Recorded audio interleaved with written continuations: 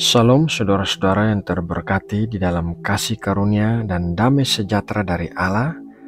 Semoga saudara semua berada dalam keadaan sehat dan baik-baik saja, dan kiranya Allah memberikan pertumbuhan rohani melalui setiap benih firman Tuhan yang kita dengarkan.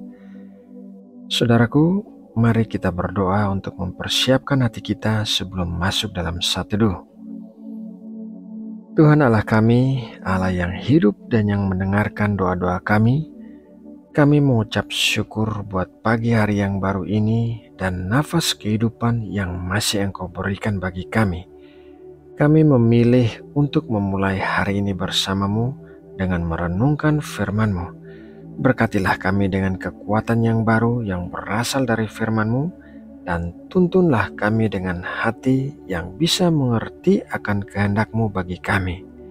Terima kasih ya Bapa, dalam nama Tuhan Yesus Kristus kami berdoa dan mengucap syukur. Amin. Saudara yang terkasih, pagi ini kita akan merenungkan firman Tuhan dari Yohanes 11 ayat 43 sampai 44.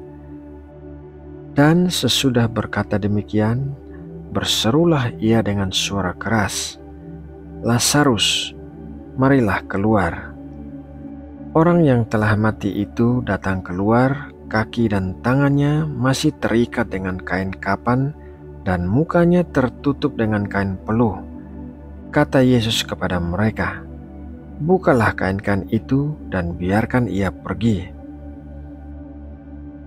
Latar belakang ayat Alkitab yang baru saja kita baca adalah kisah kebangkitan Lazarus dari kematian. Meskipun Lazarus sudah dihidupkan kembali, namun ia masih dalam kondisi kaki tangan terikat kain kafan dan mukanya tertutup kain peluh seperti yang biasa dilakukan dalam tradisi pemakaman bangsa Yahudi.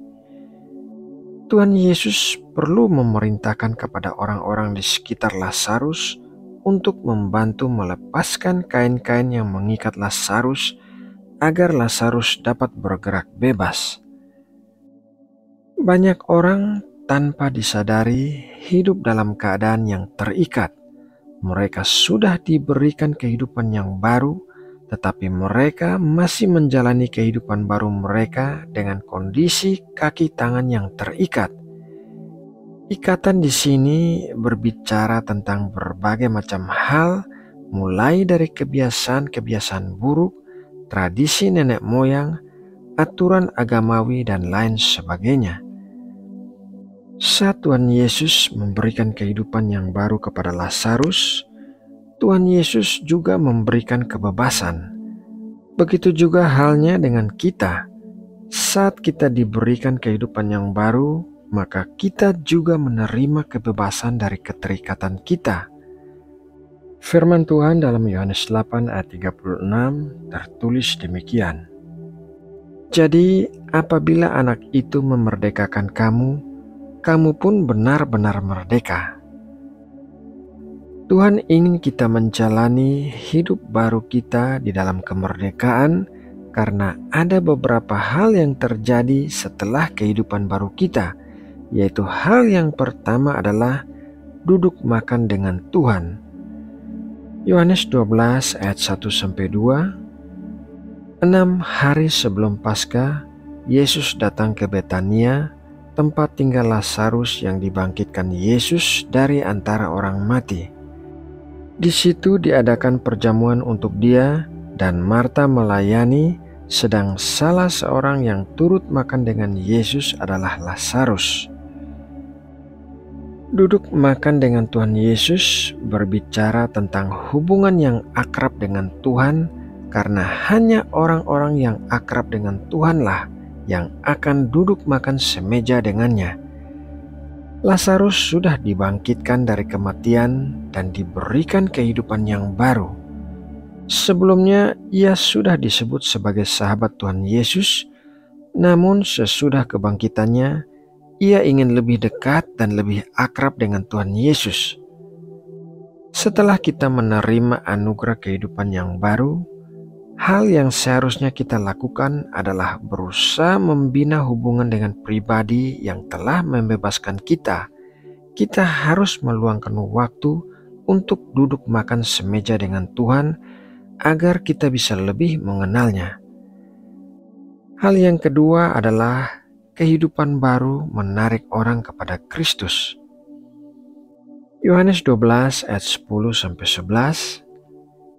Lalu imam-imam kepala bermufakat untuk membunuh Lazarus juga, sebab karena dia banyak orang Yahudi meninggalkan mereka dan percaya kepada Yesus.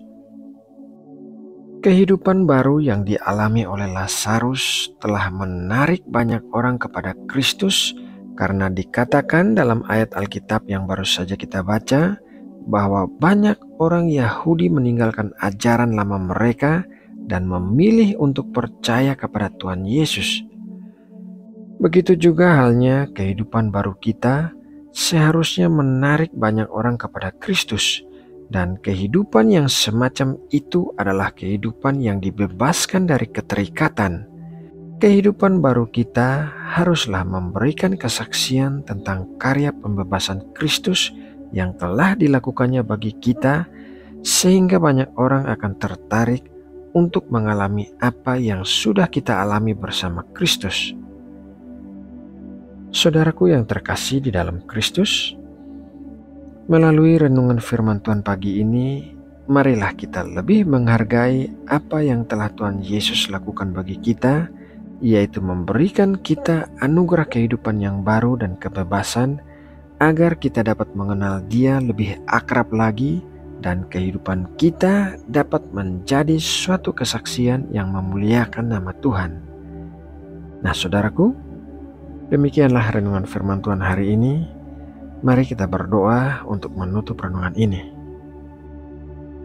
Terima kasih Bapa atas berkat firman-Mu pagi ini. Kiranya setiap benih firman-Mu menjadi berkat di dalam kehidupan kami, dan kiranya kami diberikan kekuatan untuk bisa melakukan kehendak-Mu di dalam hidup kami. Pakailah hidup kami sebagai kesaksian untuk menarik orang-orang datang kepada Kristus, seperti halnya Engkau memakai hidup Lazarus. Ingatkanlah kami untuk selalu duduk makan bersama-Mu, agar kami bisa lebih mengenal-Mu. Terima kasih ya Bapa. Kami menyerahkan segala rencana aktivitas kami hari ini kepadamu.